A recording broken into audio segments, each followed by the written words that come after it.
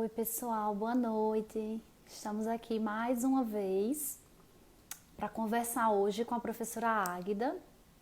Vamos torcer para dar tudo certo hoje, não ter problema tecnológico, mas acho que vai dar certo. Deixa a Águida entrar. Boa noite, Tiago. Oi, Ariela. A Águida entrou, vamos lá.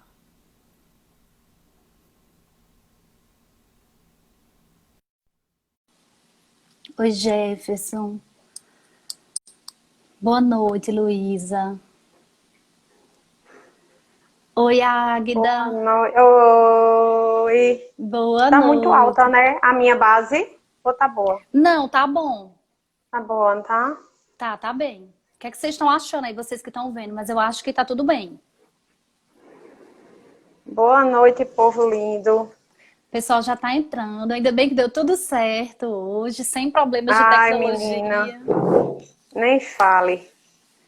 Pois é. Deixa o pessoal entrar mais um pouquinho, né, Agda? Já ainda vai Sim, dar 7 horas. a gente espera, né? Até 7h05, mais ou menos. É, a gente espera um Né? pouquinho, o pessoal tá entrando. Isso, assim ficou bom agora, Agda. Tá bem centralizado. Ótimo. Pronto.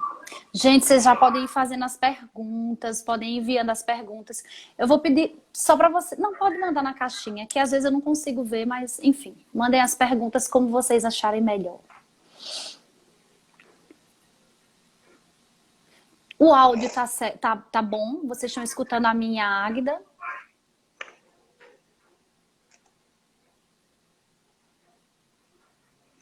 Vamos ver se alguém nos responde. Eu tô ouvindo bem. É, eu também tô te ouvindo bem, tá sem eco, sem Vi, tá retorno. com a TV ligada aqui baixinha, não tá atrapalhando não, né? Eu pedi pra ele baixar bastante o volume. Tu tá ouvindo? Não, eu não tô Não, então tá escutando. ótimo. Pronto, filho, deixa assim, viu? Tá legal. Eita, a Rafa já começou a perguntar. Muito bem, Rafa. Muito bem, já começou Minha perguntando. gente. Jefferson também. Jefferson pediu para a Águida aparecer, não foi, Jefferson? Foi uma das sugestões dele, foi chamar a Oh, Águida meu para fazer live. Deus. Esse menino Foi. Ele lindo. disse, Que chama bom. a Águida, ela deve estar com muita vontade de falar. Ai, Aí tô mesmo. Tô mesmo. foi desse Nem jeito. imaginei que tava tanto. O Pois é, né, convite Águida? mexeu, me babalou as estruturas, o convite. Leilian acabou de entrar, já vi. Oi, Leiloca. Já tá aí para nos ver. Ariane, linda. Ariane, pois é. Todos Menino os Jefferson. Minha nossos dupla alunos no sempre karaokê. prestigiando, né, Agda? Com certeza.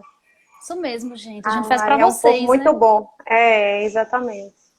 Pois é, se fosse. A Ariane tá matando a saudade aí, Agda. Oh, meu Deus, pois é, meu amor, pois é. A saudade é grande demais, só aumenta. Pois é. Pois é, sem perspectiva nenhuma, né? Saudade de Infelizmente. dar aula, saudade dos alunos, saudade de vocês, saudade da universidade, de tudo. Pois é. Mas a gente tem que ter paciência. Eita, Márcia, meu amor, Márcia já que bom que entrou. você está aqui. Boa noite, Márcia. Alice. Alice achou bom, não foi, Ê, Alice? Não ter conseguido fazer a linda! live ontem. Ela achou bom porque remarcou, ela vai poder assistir, Agda. Mas ontem a gente discutiria outras coisas, né? Não seria saúde, para a gente É, não terminar entrando no tema de hoje. Ontem a gente continuaria um pouco aquele debate de Eduardo mesmo, isso. E eu né? acho que a gente Naquela até linha ali. já pode até começar, né, Agda? Pra gente não perder o tempo do Vamos, Instagram. vamos. Então, vou começar como de praxe, primeiro agradecendo a Águida, que além da minha colega de trabalho, é minha amiga pessoal, que eu tô com saudades de verdade, da nossa convivência, enfim, de todas, não só a convivência pessoal, mas também profissional, né, Águida? Então, muito obrigada. Eu sei que todo mundo, mesmo estando fora da sala de aula, tá com uma rotina muito maluca, né? Tá com uma rotina maluca, às vezes até um pouco mais cheia, dadas as demandas, mas enfim, muito obrigada, viu, Águida? E para quem não conhece a Águida, eu vou apresentá-la. A Águida é graduada e mestre em economia pela Federal da Paraíba. E Águida é doutora em Economia pela Universidade Federal do Rio de Janeiro. Ela também é professora da Unidade Acadêmica de Economia da UFCG e coordena o GACE, né, o Grupo de Acompanhamento e Análise da Conjuntura Econômica. A Águida defendeu a tese dela em 2018 na UFRJ e o título foi Análise dos efeitos das parcerias para o desenvolvimento produtivo nos laboratórios farmacêuticos oficiais. Isso foi o tema da sua tese, Águida. É importante que as pessoas saibam para elas entenderem o porquê de a gente estar conversando sobre isso. E aí, antes de passar a palavra para você, eu vou só contextualizar um pouco por que é importante falar da saúde, certo? Não apenas porque, enfim, não apenas por razões óbvias, né?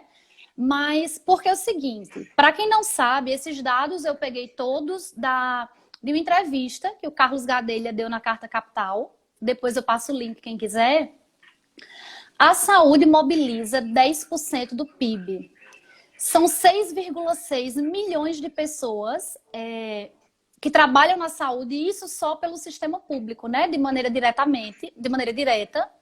Mais de 3 milhões de empregados. A saúde concentra 1/3 da capacidade de ciência, tecnologia e inovação. A saúde liderou a terceira revolução industrial através da biotecnologia. É líder na quarta revolução industrial quando se fala em inteligência artificial, impressão 3D, edição genética. Isso. A saúde, além de ser um direito de cidadania, é base produtiva e tecnológica com capacidade de liderar um projeto de desenvolvimento nacional, certo? Além de ser um sistema produtivo poderoso que atende às necessidades sociais. Então, assim, é muito importante falar sobre saúde, né, Águida? Sobre tudo que envolve. Exato.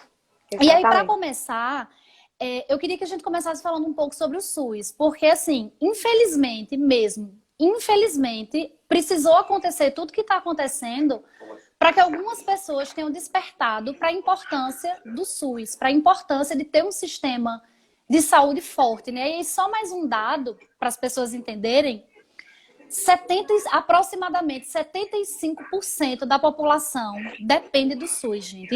Isso dá em torno de 150 milhões de brasileiros dependem exclusivamente do SUS. Por isso que aquele médico Drauzio Varela diz que sem o SUS é a barbárie. E de fato seria, né, Águida? Porque o que essas pessoas fariam sem o SUS, né? Então vamos começar falando um pouquinho sobre esse sistema e sobre a importância dele. Tá bom. Antes de começar a falar, né, sobre o nosso tema, eu queria devolver a gratidão, né, pelo convite. Eu diria que a honra é totalmente minha, né, a felicidade, a alegria de poder estar aqui. Eu fiquei muito nervosa, parecia que eu era marinheira de primeira viagem, numa ansiedade tão grande, porque sabia que ia estar conversando com vocês. Vocês nem imaginam. Olha assim. só.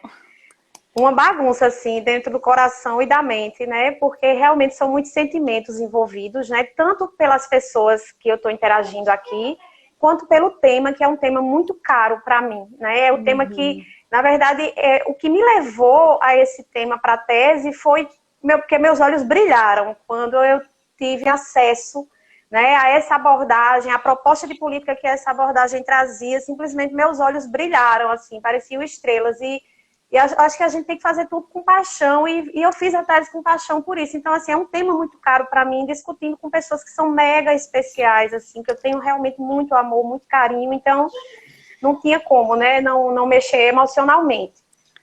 Então, começando a falar, né, do nosso tema, o SUS, como você já disse, Carla, ele, em torno de 70%, 75% da população brasileira precisa do SUS, ter acesso à saúde, né? Que é constitucionalmente um direito, um dever do Estado, um direito de todos, né?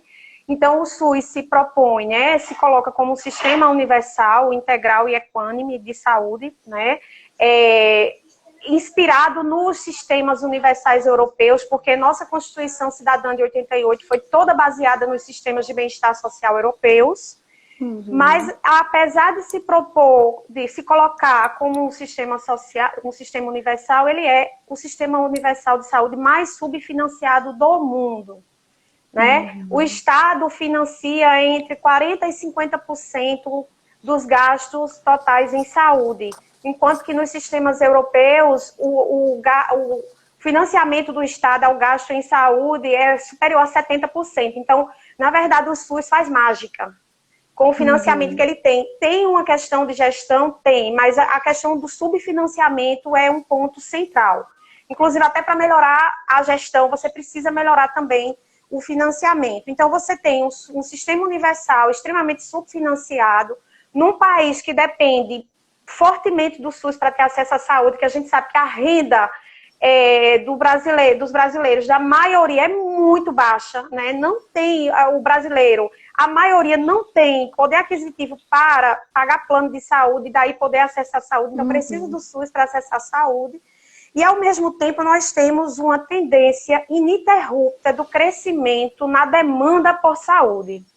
A demanda por saúde, ela vem só crescendo ao longo das décadas. Por quê? Por causa da mudança no perfil epidemiológico.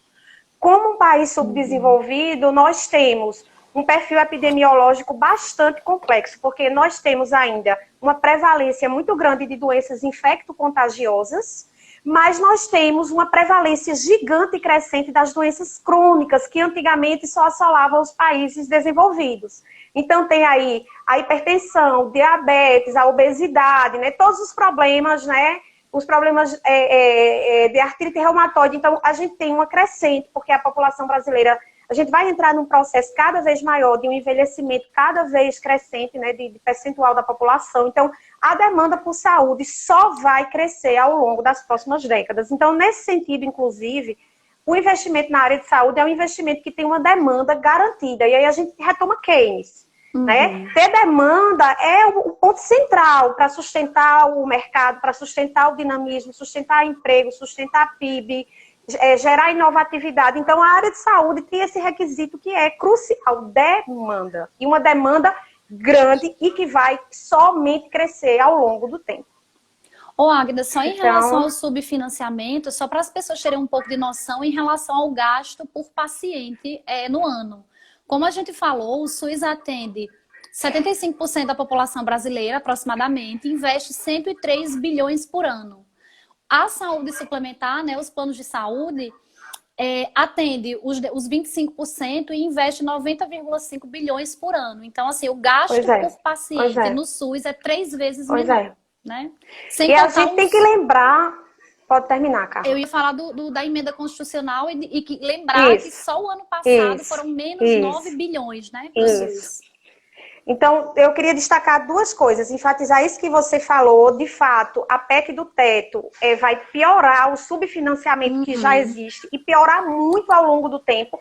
E ela piora de uma maneira tão terrível que quanto mais crescimento econômico tiver, mais subfinanciamento o PIB, o SUS tem. Então, assim, é uma lógica, o SUS tem, é uma lógica altamente perversa. E a gente tem que lembrar o seguinte, Carla, uma série de demandas em saúde são atendidas integralmente pelo SUS, mesmo com pessoas que têm plano de saúde. Todo transplante praticamente é SUS. Toda hemodiálise é SUS. Pessoas que têm plano de saúde fazem hemodiálise pelo SUS. Vacina é toda SUS, toda classe média tem acesso à vacina nos postos de saúde do SUS, vacinas caras. Algumas que a gente ainda não produz, que a gente importa bastante caras, com plano de saúde. Então, assim, o SUS, ele ainda dá conta dessas demandas, mesmo de pessoas que têm plano de saúde. E eu acho que isso também tem um destaque muito grande. E sem contar também, Águida, que o SUS, como você falou, é de atendimento básico a transplante, passando por vigilância epidemiológica, sanitária, ambiental, assistência farmacêutica, né? Exato. Sim, antes da gente avançar, né, eu queria destacar o déficit crônico na balança comercial de saúde, né, que mostra a demanda crescente ao longo do tempo, que mostra também como o câmbio é uma variável de saúde, como o câmbio pode viabilizar o SUS e pode viabilizar o atendimento de nossas demandas sociais no país.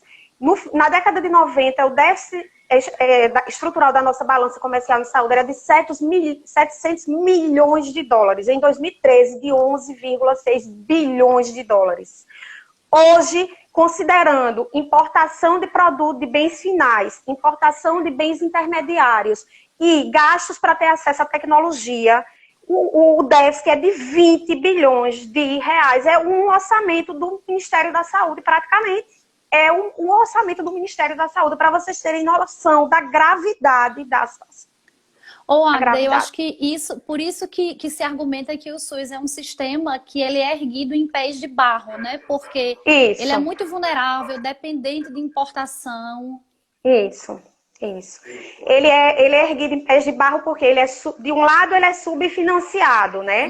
Deixando as demandas sociais totalmente, né, incompletas, né? Só parcialmente satisfeitas. Por outro lado, ele é sustentado em pés de barros, dada a fragilidade da nossa estrutura produtiva e tecnológica nacional, que tem potencialidade, mas precisa avançar muito para conseguir robustez estrutural para atender a essa demanda. Né? Verdade. Agda, e assim, para a gente avançar, vamos para o tema, né, de fato, da palestra, que é o complexo. A gente colocou complexo industrial da saúde, mas a terminologia correta é complexo econômico industrial da saúde, né? Então, eu queria que você explicasse para as pessoas o que é isso. Quando a gente fala de complexo industrial da saúde, se refere a quê? Certo.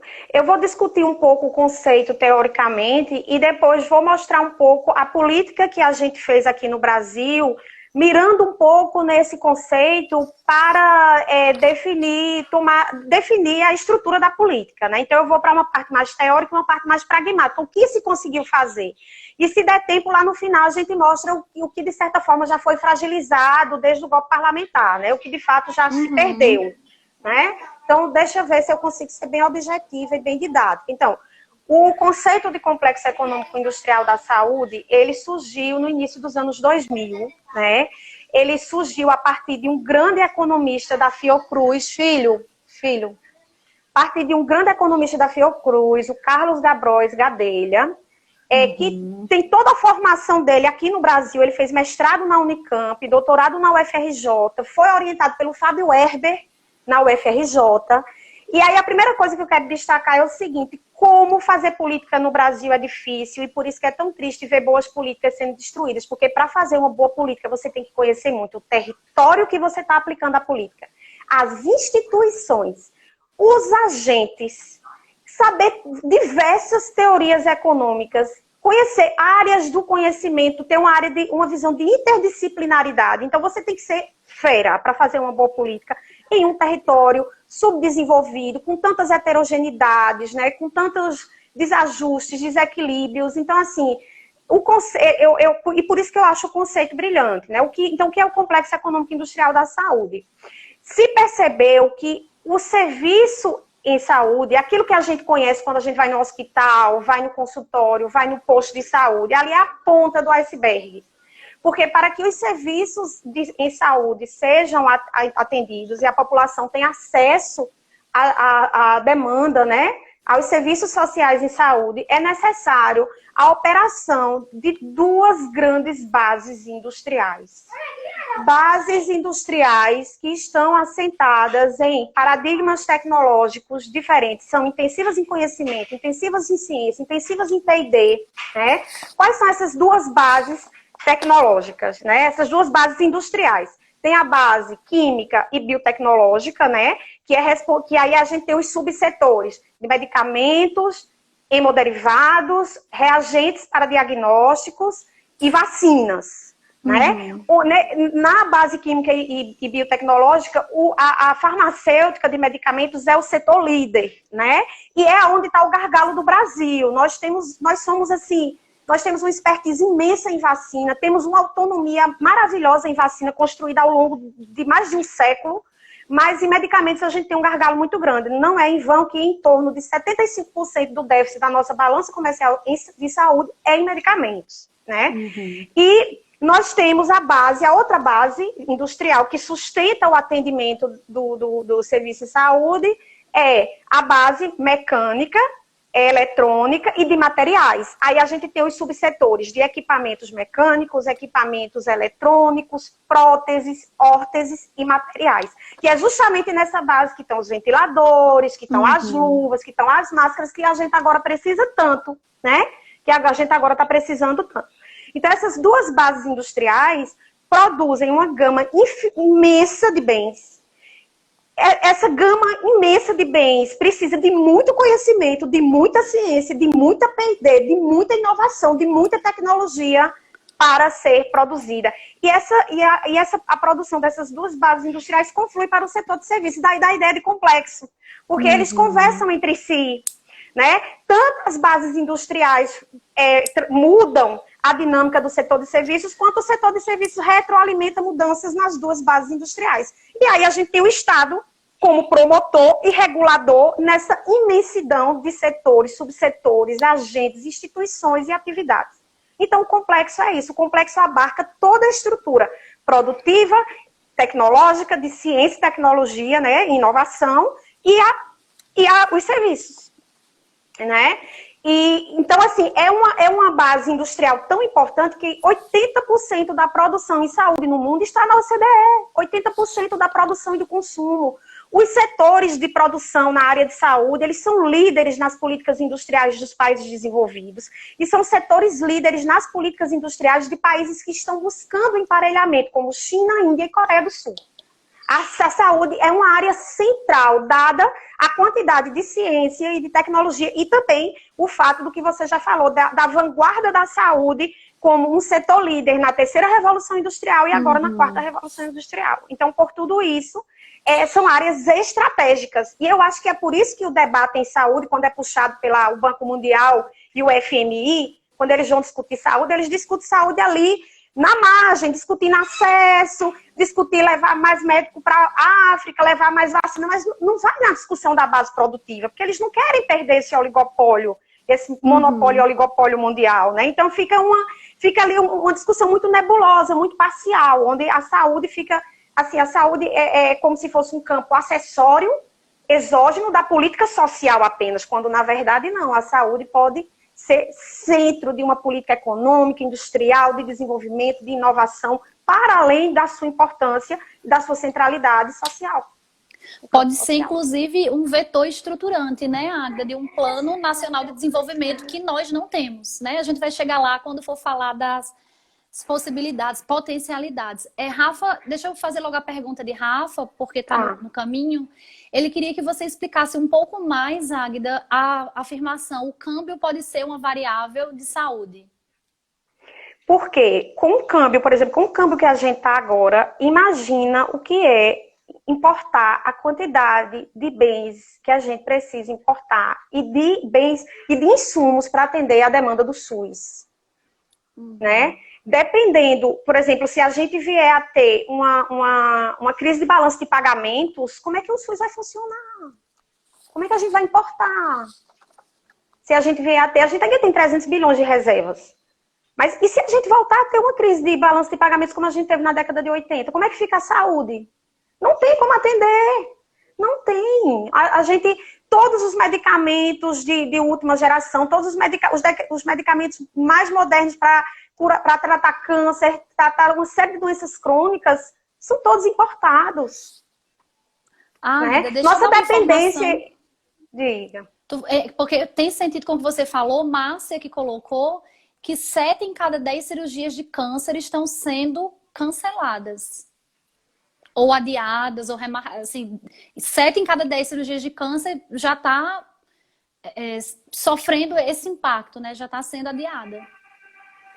Mas aí deve ser o impacto da pandemia por conta do estresse no sistema de saúde. Sem dúvida.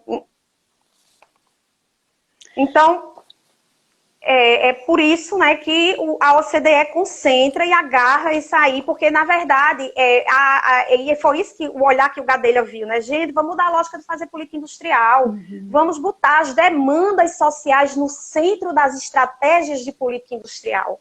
A gente tem que pensar que botar as demandas sociais no centro das estratégias de política industrial vai gerar PIB, crescimento, dinamismo, lucratividade, inovação, que é tudo que o mercado quer, que é tudo que o mercado adora, ou seja, não há antagonismo nisso. Para que criar essas versões antagônicas, essas versões excludentes? Quando a gente atende às demandas sociais da sociedade, a gente, pelo contrário, a gente tende a gerar um dinamismo econômico imenso e a gente tende a corrigir aquela discussão. E é aí o que eu queria enfatizar é sobre o conceito do complexo econômico industrial da saúde, a base teórica dele. O conceito econômico e industrial da saúde, ele é construído a partir da teoria neospeteriana, da teoria evolucionária, da teoria estruturalista da CEPAL, da teoria marxista. Então, assim, é uma gama de teorias. E privilegia o corte histórico e estrutural. Então, Celso já tinha dito, gente, nas estruturas subdesenvolvidas, a estrutura da oferta não conversa com a estrutura da demanda, né? E a saúde é isso, Carla. A estrutura da oferta não conversa com a estrutura. A gente produz em saúde bens, no máximo de média tecnologia, e consome bens de altíssima tecnologia. E isso vai se agravar agora na quarta revolução industrial. Com a inteligência artificial, com a impressão em 3D, né, com a inteligência, a internet das coisas, esse fosso vai se aprofundar ainda mais, mas ao mesmo tempo a gente tem uma janela imensa de oportunidade para correr contra esse atraso, porque a área de saúde nos proporciona isso, nós temos potencialidade nessa área. É como você falou no início, é 30% da pesquisa do Brasil, gente, não é pouca coisa não, é coisa grande, né? Então tem potencialidade. Águida, eu queria que você falasse, porque o Gadelha, ele diz que a Fiocruz é o diamante do complexo econômico industrial da saúde. Eu queria que você falasse um pouco da Fiocruz, a importância dela, porque todo mundo está ouvindo falar hoje da Fiocruz. Acho que todo brasileiro hoje ouviu falar da Fiocruz e da importância, né, que essa instituição tem para esse complexo de saúde hoje. Então, fala para a gente um pouco sobre isso. Assim, nós construímos instituições seculares, né, que são, assim, centrais numa retomada de política de desenvolvimento, de política industrial, na área de saúde, principalmente, né, como a UFRJ, a USP, o Butantan e a Fiocruz, né, que fez 120 anos essa semana. Então, por exemplo, o Gadelha até destaca, né, que apesar de toda essa fragilidade, né, que as instituições e as políticas vieram sofrendo de 2016 para cá, a Fiocruz, de certa forma, manteve o acesso aos recursos, porque a Fiocruz, de fato, é uma instituição muito respeitada. Então, hoje, por exemplo, na pandemia, a gente pode dizer que a Fiocruz, como instituição, ela está funcionando como um complexo. Por quê? Ela está atuando na área de teste de diagnóstico molecular, inclusive é uma área que nós temos também muita expertise. Então, a gente está atuando na área de teste de diagnóstico, a gente está estudando vacina, a gente está estudando medicamento, inclusive até produzindo cloroquina, o medicamento do presidente, né? A gente, hoje, a Fiocruz está expandindo o seu hospital, vai aumentar em 200 leitos de UTIs, vai se tornar o maior hospital da América Latina. Então, assim, a gente pode dizer que a Fiocruz hoje, ela é um complexo industrial, porque ela está atuando em todas as frentes do complexo. Ela está atuando lá na ponta, nos serviços, com os leitos de UTI de enfermaria, atuando nos testes, atuando na vacina, atuando, testando medicamentos, né? Inclusive antirretrovirais que ela já produz e que os próprios Estados Unidos está testando para usar e ver a eficácia no combate o vírus, né, que a gente está enfrentando. Então, a Fiocruz, realmente é uma instituição de dar orgulho. Ela é conhecida, é a instituição de referência na América Latina, né? A OMS escolheu como a instituição de referência em saúde da América Latina a Fiocruz. Então, é realmente uma instituição de muito status, que tem pesquisadores com renome internacional, que publica em periódicos, assim, né, nos periódicos de primeira linha, né? Então, de fato, eu acredito que quem é parte da Fiocruz tem muito orgulho de ser parte desse projeto, né? E a Fiocruz é o exemplo do que é a política boa, com recurso, com visão, né? Política precisa ter recurso, política precisa ter visão, política precisa ter gente comprometida. E tem muito servidor comprometido, né? Muito servidor que tem, né, visão de país, visão de nação, visão de povo, visão de desenvolvimento. Então, a Fiocruz é tudo isso, né? Tem outras instituições que podem, né, juntar-se a ela, mas, assim, eu acho que ela é a líder, eu acho que ela é a primeira, né? De fato, é um motivo para a gente se orgulhar mesmo. Eu acho importante você falar da teoria, Agda, por trás da política do Complexo Industrial de Saúde, porque eu sempre digo para os meus alunos, esse discurso que aparece na mídia, que alguns economistas fazem questão de levar para a mídia, de que a economia é pura técnica, enfim. Isso é uma falácia, isso é um engano, né? Porque toda teoria, toda política econômica tem por trás uma teoria e toda teoria tem por trás uma ideologia, né? Então, é importante a gente entender como as teorias e como as ideologias influenciam na política econômica, né? Exato. E outra coisa, nem existe política neutra, ciência neutra, nem teoria neutra. Não existe. Não existe.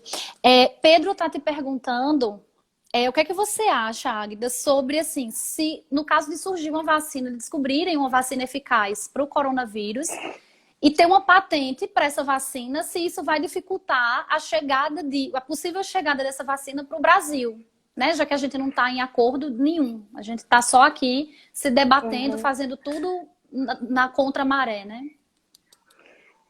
Possivelmente. Eu acho que vai depender muito também de onde vai vir essa vacina, né? Porque a gente tem um esforço muito grande da Europa, um esforço muito grande nos Estados Unidos e um esforço muito grande na China, né? Todo mundo querendo sair na dianteira, justamente porque vê, né, como uma grande oportunidade econômica, sair na dianteira desse processo.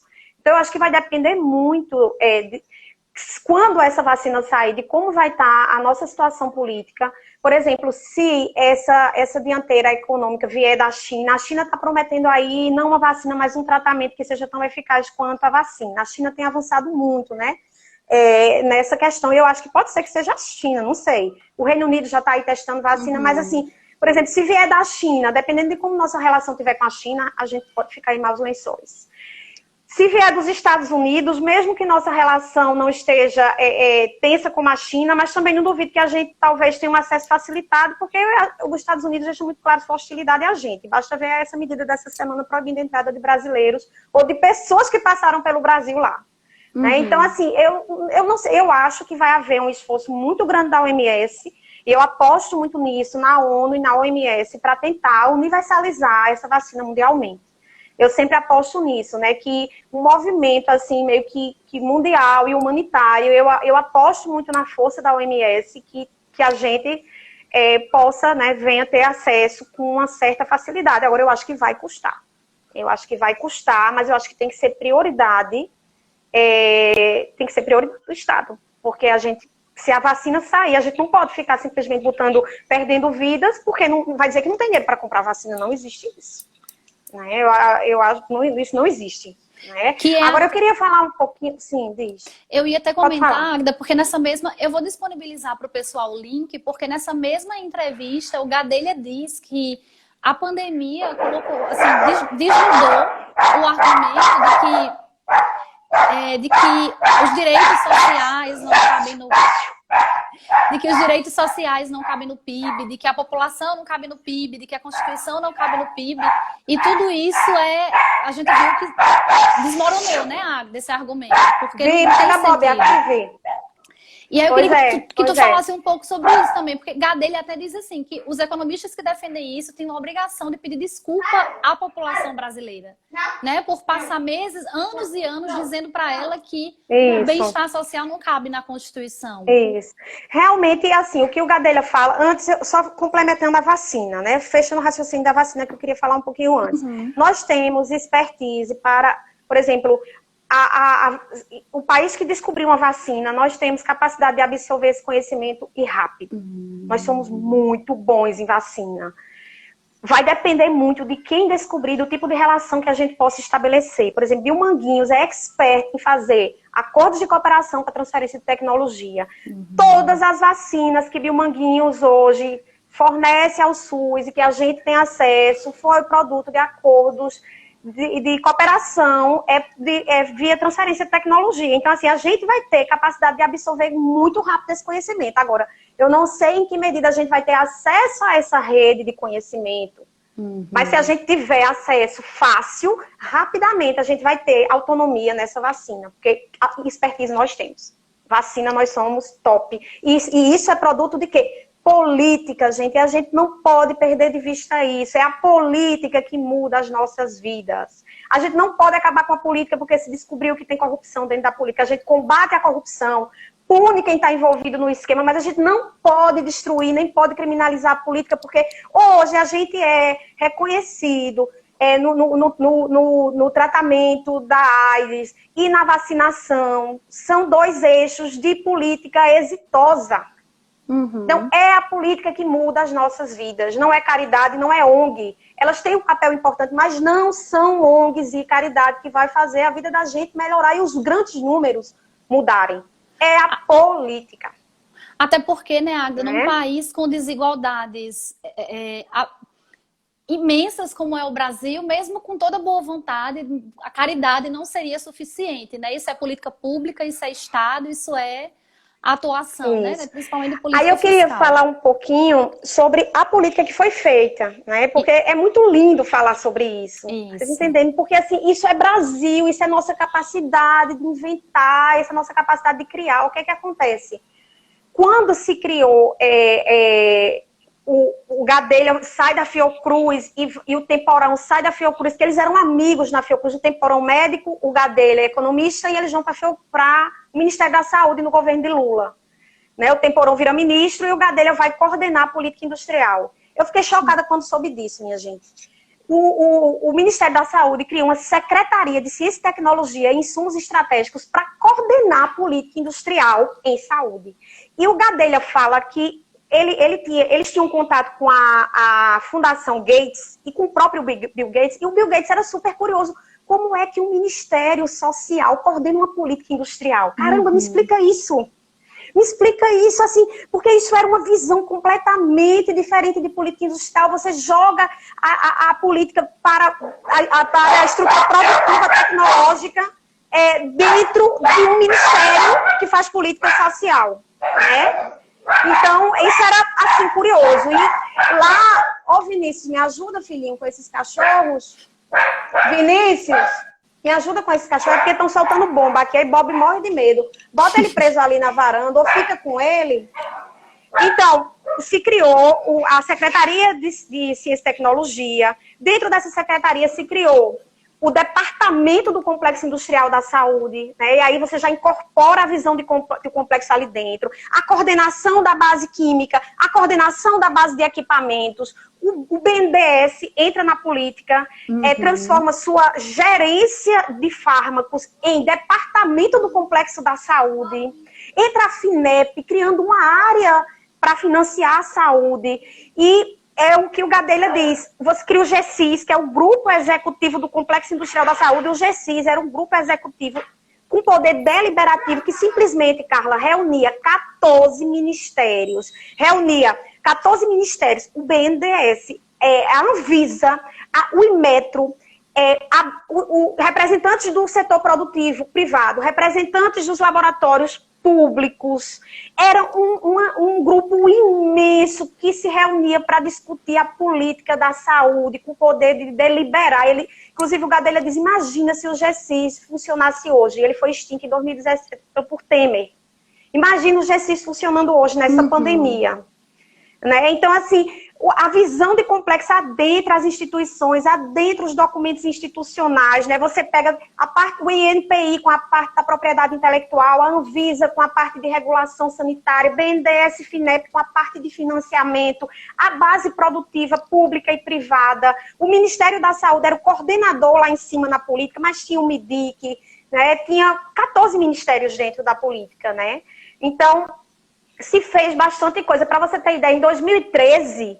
tinha PDP de ventilador, em 2013 tinha PDP de luva, em 2013 tinha PDP de máscara, e tudo isso depois foi extinto. Em 2013 tinha PDP da cloroquina. Tu fala para o pessoal o que é PDP? Então, a PDP virou a menina dos olhos da política, né? Porque, na verdade, a política para a saúde foi uma política realmente com uma visão sistêmica de política, né? E dentro dessa imensidão, né, de ações, medidas, institucionalidades, instituições e agentes, se criou as PDPs, que eram contratos de transferência de tecnologia ancorados com o poder de compra do Estado. Então, o Estado promovia que o laboratório público se encontrasse com o laboratório privado, o laboratório privado iria transferir a tecnologia de algum produto estratégico para o SUS, e aí é importante, era os agentes produtivos conversando, não era para atender qualquer demanda, era a demanda do SUS, porque essas parcerias eram firmadas a partir do que se chama lista de produtos estratégicos, que eram definidas baseadas nas demandas do SUS, então era as pessoas trabalhando e se integrando para atender, gente, o SUS. Né? Era a estrutura produtiva agindo para atender o SUS. Né? Então, aí você tinha PDP de vacina, PDP de medicamento biotecnológico, que nós não tínhamos, todo biotecnológico era importado, PDP de biotecnológico, PDP de produto e equipamento, por exemplo, como ventilador, que entrou em 2013. E isso, depois que eu ia comentar, terminou que sendo estava extinta. na lista, né, Águida? Nessa Isso, lista em 2013. Tinha os ventiladores, né? Isso. E o Gadelha até discute um pouquinho essa questão dos equipamentos, né? Que os equipamentos realmente não andaram, porque houve uma questão muito forte de grupo de interesses que se sentiram afrontados com a política e entraram no Senado, conseguiram pedir a intervenção de pessoas influentes e isso embargou muito a política para equipamentos. E aí a gente vê o que é política, né? Como é difícil fazer política, né? Inclusive ele fala também dos órgãos de controle. Os órgãos de controle são fundamentais, mas tem que ter uma visão de médio e longo prazo, porque senão eles acabam entravando as ações, né? Então, quando você estava falando, por exemplo, do papel dos economistas, gente, os economistas têm que ter mais humildade, têm que ter mais autocrítica, têm que conversar com as outras áreas, têm que conversar com a sociologia, têm que conversar com a história, têm que conversar com as ciências duras. Como é que um economista vai fazer uma política para a área de saúde sem conversar com outras áreas? Tem tudo para fazer uma política horrível, mesmo que esteja mega, super bem intencionado. Os economistas precisam ter humildade, gente, precisam fazer uma autocrítica. Eu acho que, caramba, a gente já tinha todos os elementos para fazer isso antes da pandemia, dado o tamanho de desigualdade, de heterogeneidade, né, de exclusão que nós temos. A gente já tem todos esses elementos para fazer essa autocrítica e para avançar. Agora, a pandemia, eu acho que não deixa mais nenhuma dúvida, né, de que isso é fundamental, né? Os economistas precisam se remodelar, gente. Precisam se remodelar, porque eles acabam atrapalhando, né, o desenvolvimento, atrapalhando a construção, né, de visões progressistas, de visões realmente que sejam profícuas para todos, né? Todos. Né? Águida, para a gente passar um pouquinho, mas eu acho que acaba que você já falou um pouco sobre isso, era as potencialidades desse complexo, porque assim, investir em saúde, como a gente viu, não é simplesmente uma questão necessária, assim, no sentido do que significa a saúde, né? Mas do potencial econômico. Então, assim, para a gente comentar um pouco, para você comentar um pouco sobre as potencialidades desse complexo para uma retomada pós-pandemia, porque é importante ficar claro, se não ficou para as pessoas, mas deveria ser uma coisa clara que com ou sem isolamento a crise econômica viria, né? Para todos os países. Né? Então, sem isolamento, a pandemia demora mais e a economia vai demorar mais a reagir, enfim. Mas aí eu queria que você falasse isso, porque também, Águida, tem uma frase de Paulo Gala que eu concordo. Ele diz, não basta investir em educação. Ele não está diminuindo a educação. A educação é muito importante para a formação individual, enfim. Mas não basta investir em educação. Você precisa gerar bons empregos. Porque senão você vai ser só exportador de cérebro. E aí, como é que você vê? Porque a gente sabe que nesse complexo se estrutura uma cadeia de serviços de alto valor agregado, trabalhos que remuneram mais, né? Então, num cenário em que, vamos investir no complexo industrial de saúde, como é que você vê essas potencialidades para a retomada? Olha só, nós temos potencialidades para o momento imediato, né? Porque nós temos uma demanda efetiva. Hoje a gente tem mais limitação de oferta por conta da nossa dependência estrutural do que de demanda. Né? Então, demanda a gente tem até demais. Então, a gente tem potencialidades para o momento agora, objetivo, né, e presente, e potencialidades para prazos mais longos, né? Porque nós ainda temos uma estrutura produtiva em saúde. Nós temos. Ela foi fragilizada? Foi. De 2016 para cá ela vem sendo fragilizada? Vem. Mas nós temos. Né? Fiocruz está aí como o exemplo emblemático disso. Né? Nós temos uma estrutura de ciência e tecnologia, de pesquisa em saúde? Temos. Foi fragilizada de 2016 para cá? Foi. A gente se sensibiliza, porque a gente poderia estar bem melhor do que a gente está hoje, se sensibiliza. Mas não adianta também a gente ficar só remoendo, a gente tem que pensar no futuro. Então, temos potencialidades em pesquisa, ciência e tecnologia, temos estruturas, temos a USP, temos a UFRJ, temos a Fiocruz, que tanto atua na produção quanto também na pesquisa, né? Temos a USP, né? Temos outras instituições, outros laboratórios públicos que também produzem, temos laboratórios privados nacionais que também produzem pra caramba, né? E a gente ainda tem o Estado. O Estado fragilizou a política, mas não destruiu. Por exemplo, o que é que foi feito de 2016 para cá? O GESIS foi extinto em 2017, por Temer. O Departamento do Complexo Industrial da Saúde foi rebaixado à coordenação, mas não foi extinto.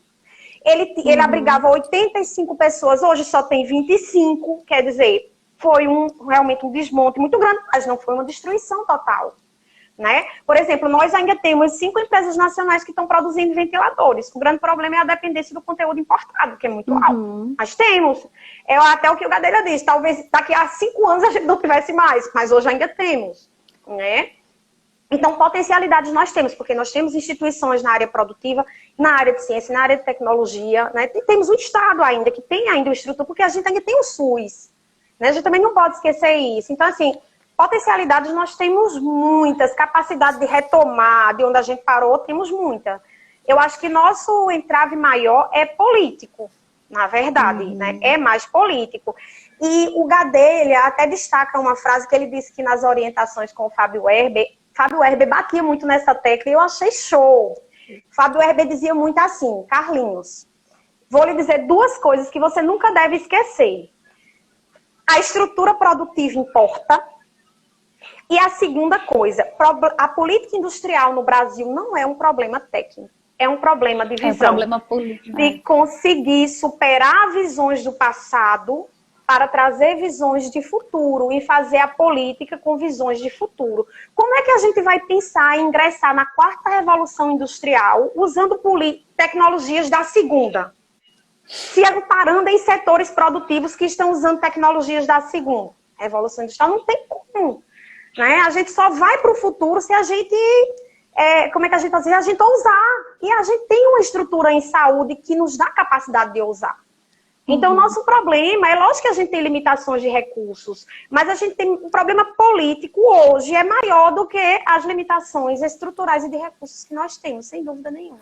Agda, até para lembrar daquele exemplo que nós duas até comentamos que vamos usar, que Paulo Gala mostrou, uma coisa extremamente didática do campo de futebol inclinado, né? Porque às vezes a gente fala uma coisa e parece que é muito simples. É só querer fazer e conseguir as políticas. Não, porque o setor é muito oligopolizado, né? São poucas empresas dominando a produção de alguns fármacos, de alguns equipamentos. Então, assim, sem Estado... Com o Estado direcionando, existem algumas possibilidades. Sem Estado, não existe nenhuma, né? Exatamente. E eu acho que a pandemia, ela descortina e eu acho que ela termina destruindo essa visão de especialização produtiva como a melhor escolha. Porque a pandemia demanda de tudo. A pandemia demanda medicamento, demanda vacina, demanda teste, demanda produto de equipamento, demanda ventilador, demanda tudo, demanda produtos e serviços de toda a base industrial. Então, essa coisa... E é até o que o Gadelha diz. Quando... até para importar em saúde, você tem que ter conhecimento. Se você não tem conhecimento, você importa mal, você importa errado, você não importa produto de qualidade. Né? Então, eu acho que a saúde tem que ser a joia da coroa. Nós temos uma série de setores que a gente pode usar o social como elemento para puxar. O Gadelha disse uma coisa que eu achei linda na entrevista que eu vi dele, que ele diz o seguinte: eu estava no MIDIC, e uma coisa me chamou a atenção no MIDIC. Tem sala e coordenação para discutir todas as áreas, todos os setores industriais. Eu percebi que não tinha a sala da sociedade no MIDIC.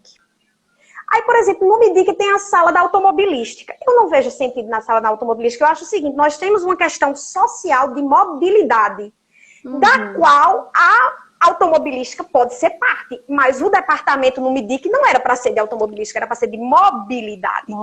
E a automobilística fazer parte. Então, a saúde é a mesma coisa. Então, como nós temos SUS, a gente pode pensar o seguinte: fortalecendo a nossa estrutura produtiva, a gente garante o direito constitucional, porque nós temos SUS. Porque a gente também pode fortalecer uma base industrial em saúde, não atender os nossos, como a Índia faz, como os Estados Unidos fazem, produzem pra caramba em saúde, mas seu próprio povo não tem acesso. Mas nós temos SUS. Então, nós temos a garantia de que, fortalecendo nossa base produtiva em saúde, o nosso povo vai ser atendido, né? E a gente vai deixar de ser, né? A gente vai deixar de estar numa situação como essa, de vulnerabilidade numa pandemia como essa. A gente vai deixar de estar à revelia do câmbio. Inclusive, por exemplo, num contexto como esse, que o câmbio está quase R$6. Se a gente é competitivo em saúde, a gente vai ser mais competitivo ainda, a gente ainda vai ganhar mais dinheiro, né?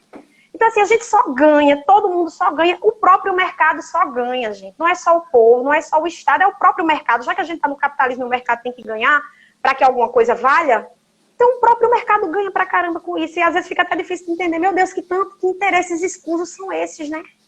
Se é uma minoria que ganha mantendo essas estruturas e esses interesses contra a maioria da população, né, do próprio mercado, que o Gadelha até disse, na Constituição, o mercado é patrimônio nacional. Tá lá o mercado como patrimônio nacional na Constituição, gente. E o que vem sendo feito da Lava Jato para cá é destruindo o mercado, as empresas, os mercados. E aí? Como é que a gente vai viver num capitalismo destruindo o nosso mercado? Como é que vai ser? Pois é. Né? Águida, vamos caminhando para as perguntas. Já que a gente está falando do SUS, que fique claro que o SUS é um dos maiores e mais complexos sistemas de saúde do mundo, né? A Raí pergunta o seguinte, que a gente vem vendo claramente estratégia de desmonte do SUS, né? E ele pergunta se você vê como possibilidade uma privatização do SUS e quais seriam os efeitos disso.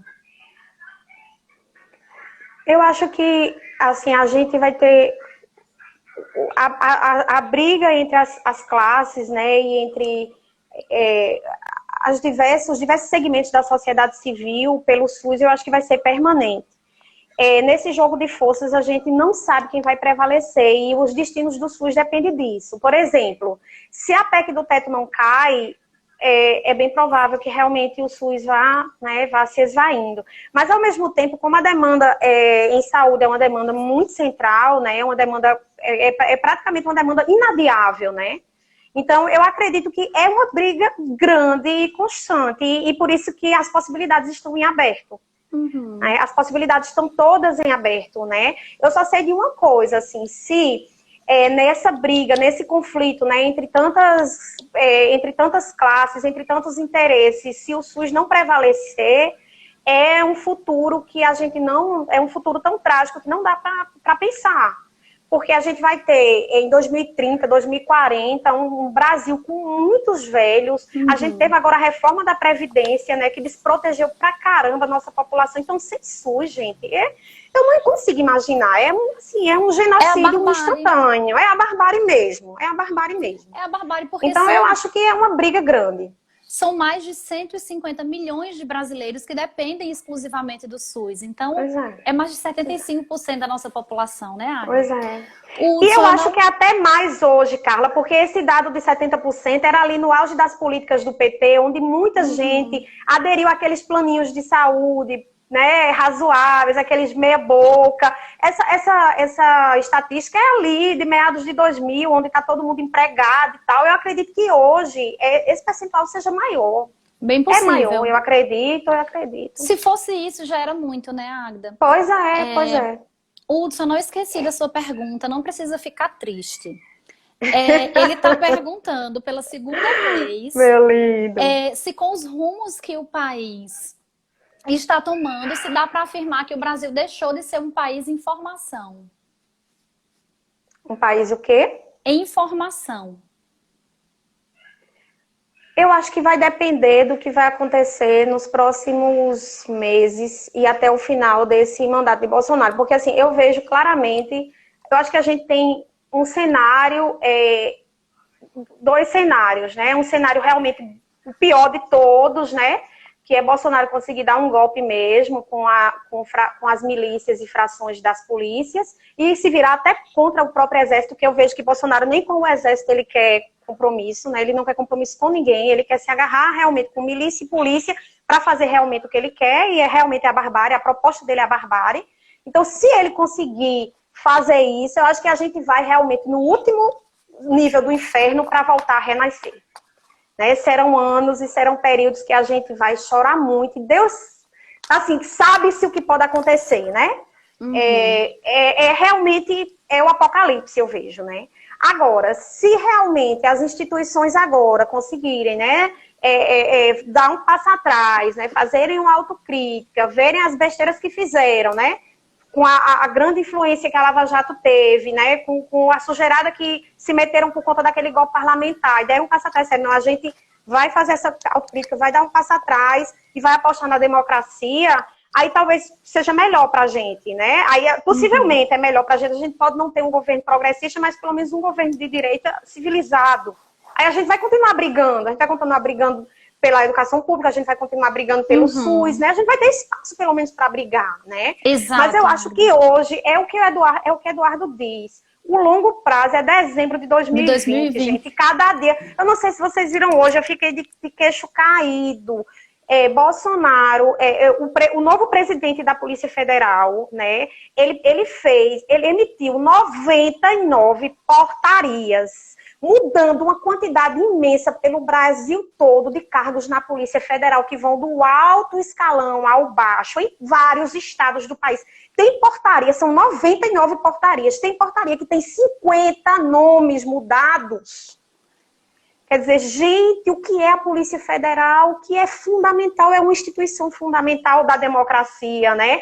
E hoje a gente viu a busca e a apreensão na casa do governador do Rio, que é inimigo político de Bolsonaro. Então, assim, o nível de degradação que a gente está vivendo é tão grande e tudo está acontecendo tão rápido. Eu acho que a pandemia antecipou os processos que aconteceriam ao longo de todo o mandato de Bolsonaro.